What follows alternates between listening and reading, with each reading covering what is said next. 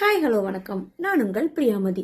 நாம் இன்னைக்கு பார்க்க போகிறது இந்தியாவில் 2025 இந்தியாவிலேருந்து விசா இல்லாமல் 59 நாடுகளுக்கு நம்ம போகலாங்க. அந்த கண்ட்ரிஸ் எல்லாம் என்னென்னு பார்க்க போகிறோம். சரி, இது எப்படி கால்குலேட் பண்ணுறாங்க, எதை வச்சு இதை சொல்கிறாங்க, அதை பற்றி இந்த வீடியோவில் பார்க்க போகிறோம். ஹென்லே பாஸ்போர்ட் இண்டெக்ஸ் இதுதாங்க இந்த செய்திகளை வருஷம் வெளியிடுறது. யார் ஹென்லே? ஹென்லேவும் அவங்களோட பார்ட்னர்ஸும் கிட்டத்தட்ட 20 ஆண்டுகளா எல்லா கண்ட்ரியோட பாஸ்போர்ட்ஸும் வச்சு அதோட டேட்டாஸ் வச்சு விமானம் ஃப்ளைட் சேவைகள் எல்லாம் இருக்கு இல்லையா, அதோட தொடர்பு படுத்தி எந்தெந்த நாட்டுக்கு எவ்வளோ பயணங்கள், எது எது சிறப்பாக இருக்கும், எது எது கரெக்டாக இருக்கும் அவங்க போகிறதுக்கு அப்படின்னு ஒரு கண்ட்ரியோட எக்கனாமிக் அந்த ரீசன்ஸ் எல்லாத்தையும் வச்சு தான் இதை அவங்க முடிவு பண்ணுறாங்க. ஆக்சுவலாக மொத்தமாக 199 நாடுகள் இதில் இருக்கு. 227 பாஸ்போர்ட்கள் இவங்க கிட்ட இருக்குங்க. இதை வச்சுதான் டிசைட் பண்றாங்க. Okay, most powerful passport in the world in 2025 என்னன்னு பாத்தீங்கன்னா நம்ம சிங்கப்பூருங்க.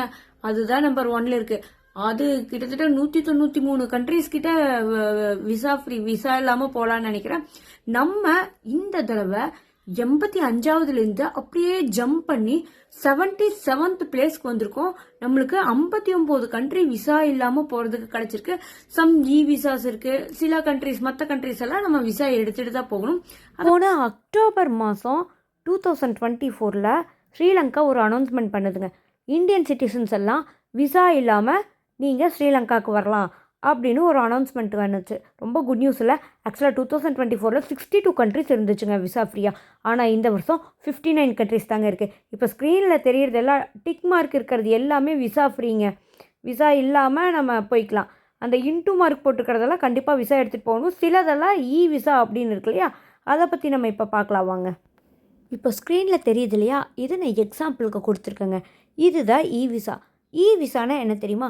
நீங்கள் ஃபிசிக்கலாக விசா ஆஃபீஸுக்கு போய் ஆக்சுவலாக விசா ப்ராசஸிங் என்ன, நீங்கள் ஒரு கண்ட்ரிக்கு போகிறதுனா நீங்கள் உங்களோட பாஸ்போர்ட்டை விசா ஆஃபீஸில் கொடுத்துட்டு உங்களோட டாக்குமெண்ட்ஸு, ரேஷன் கார்டோ இல்லை ஆதார் கார்டோ ஏதாவது உங்களோட டாக்குமெண்ட்ஸ் எல்லாம் ப்ராப்பர், நீங்கள் இந்தியன் சிட்டிசன் அப்படிங்கிற ப்ராப்பர் டாக்குமெண்ட்ஸ் எல்லாம் கொடுத்துட்டு உங்கள் பாஸ்போர்ட்டையும் கொடுத்துட்டு வரணும். நீங்கள் நேரில் போய் ஆஜராகணும். ஆஜராகி உங்கள் சைனோ கைரேகையோ, கண்டிப்பாக கைரேகை வச்சே ஆகணும். கண் விழிகள் அதெல்லாம் எடுப்பாங்க. இந்த மாதிரி பயோமெட்ரிக் எல்லாமே எடுப்பாங்க. கொடுத்துட்டு வந்தீங்கன்னா தக்கல்னா 1 வீக்கில் உங்களுக்கு வந்துடும். இல்லைனா ஒரு 3 to 4 வீக்ஸில் உங்கள் வீட்டுக்கு விசா ஸ்டாம்ப் பண்ணி உங்கள் பாஸ்போர்ட்டில் ஸ்டாம்ப் பண்ணி வந்துடும். அதுக்கப்புறம் தான் நீங்கள் இன்னொரு கண்ட்ரிக்குள்ளே போக முடியும். ஆனால் விசாங்கிறது அப்படி கிடையாது. விசானா என்னென்னா, நீங்கள் ஃபிசிக்கலாக போய் விசா இன்டர்வியூ அட்டன் பண்ண வேண்டியதில்லை. அதே மாதிரி உங்கள் பாஸ்போர்ட்டில் விசா விசா ஸ்டிக் பண்ண வேண்டியதில்லை. விசா பாஸ்போர்ட்டில் கொடுப்பாங்க இல்லையா, விசா இருக்கும் இல்லையா, அது கொடுக்க வேண்டியதில்லை.